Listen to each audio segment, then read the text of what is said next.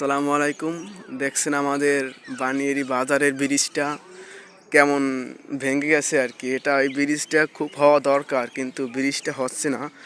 এই আমরা এপারে মানুষ ওপার যেতে পারি না, ওপারে মানুষ এপার আসতে পারে না। এই এক ভাই আসতেছে, দেখি তার কাছে জিজ্ঞাসা করে, ভাই ব্রিজটা কেন হচ্ছে না, কিছু ভাই বলেন। আসসালামু আলাইকুম। কি আর বলবো, দেখেন এই ব্রিজটার অবস্থা একটু দেখান।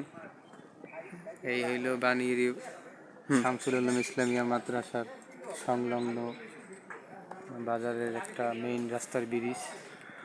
এটা ছোট্ট একটা কালবোট। জোরে বলেন ভাই, এই শুনতেছি। কালবোট যে আমি মেম্বারকে উদ্দেশ্য করে বলবো, এই যে এলাকার মেম্বার, সে যেন এই কালবোটটার মামা, দিকে এই দেখে। ব্রিজটা ভাঙছে কেন, কেন হইতেছে, এই জন্য কিছু বলেন। একজন আছে। এই আমি মেম্বার এই ব্রিজ অনেক আগের পুরনো ব্রিজ। এগুলা গাড়ি মানুষের যাতায়াত আসতে। জনগণ অনেক চলাচলতি করে, এখানে জনগণ চলাচলতি করে ভাঙ্গিয়ে গেছে। ব্রিজ সারার মতো আমাদের এখানে কোনো ব্যক্তি আসকিয়া কয় না যে ব্রিজগুলো সারিয়ে দেব। এখন আমরা তো খুব বিপদের ভিতরে আছি।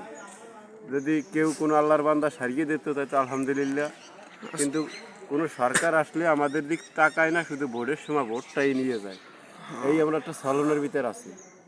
না, কিন্তু অনেকে ও ভাঙ্গা আর কি, বেকার এখন অবস্থা। ব্রিজ যে পরিমাণ ভাঙছে, কোনো মানুষ চলাচলের কোনো ব্যবস্থা নাই। যাদের গাড়ি আছে, বেকার অবস্থা। গাড়ি ঘোড়া চলাচল করতে সমস্যা। যাদের গাড়ি আছে তারা এক একটা তক্তা নিয়ে আসে বাড়ি থেকে, তক্তা নিয়ে তার ব্যক্তিগত তক্তা দিয়ে পাড়াইয়া সে গাড়ি নিয়ে চলিয়ে যায়। কিন্তু পরিবর্তে যারা লোকালভাবে দূর থেকে আসে তাদের আর সেরা পাড়াইতে না, যারা জনগণের ধরিয়া